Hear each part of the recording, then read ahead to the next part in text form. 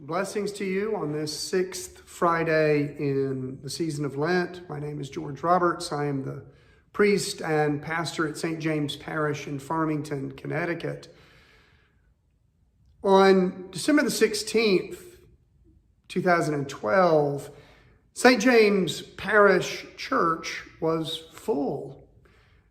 The kind of fullness that you would only see on an Easter Sunday.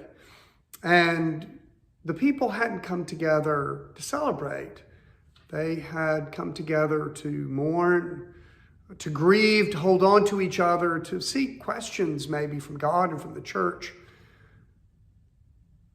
On December the 14th, just 2 days prior, a mentally disturbed young man had forced his way into Sandy Hook Elementary School, just 40 miles or so to our south, and had murdered 20 little children and 6 adult staff members before taking his own life. And not to mention he had killed his mother before he came to the school. And people were grappling with it. They were wondering what was going on. And I remember discarding on Friday the sermon that I had so painstakingly prepared and writing something different, something hopefully encouraging, something that would give people a ray of hope. And 2 verses from the first chapter of John's Gospel came to the fore. I was reminded of all of this when I was praying with the devotional that we've been using during the season of Lent here at St. James Parish, one called Drawn to the Cross. And it's inspired by the writings of the great Henry Nouwen, one of the great spiritual writers, thinkers of the last half of the 20th century. And those 2 verses are ones that we're very familiar with. In him was life, and the life was the light of all people. The light shines in the darkness, and the darkness did not overcome it. At times like Sandy Hook and the war in Ukraine, we can struggle with that concept of light prevailing over darkness. Here's what Henry Nouwen wrote in his book, With Burning Hearts, that relates very specifically to this. The world does not recognize the light that shines in the darkness. It never did. It never will. But there are people who, in the midst of the world, live with the knowledge that he is alive and dwells within us, that he has overcome the power of death and opens the way to glory.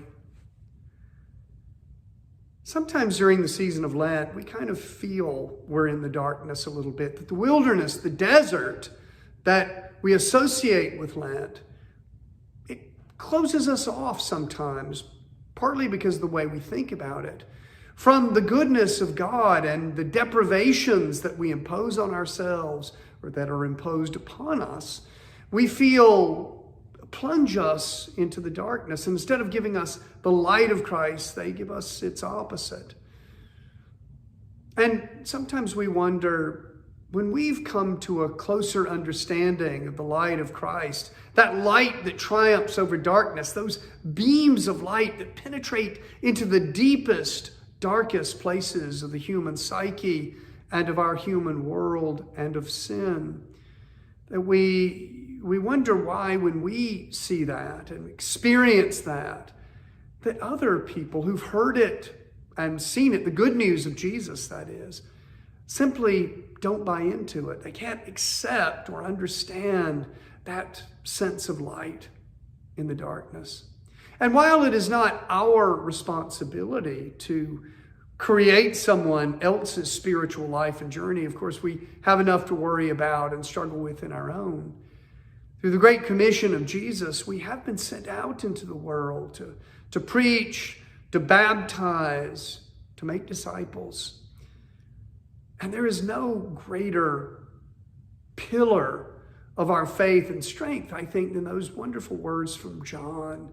The reality that the glorious radiance of God's light in Christ, that Christ that shines so brightly from the empty tomb of Easter, from the star that shines on the place where the wise men come to see the incarnation of God in Christ. That light is such a a wonderful beacon for us during this season of Lent, and from the darkness of our world, and really every world that has ever existed since it was created, that we, in our own way, are a lost people, a people adrift, a people living in the darkness. We who have seen the light of Jesus, we who try to walk more closely along the way of Jesus in this earthly life, we have a really wonderful opportunity to be beacons through which Christ shines his light onto the world. Blessings to you.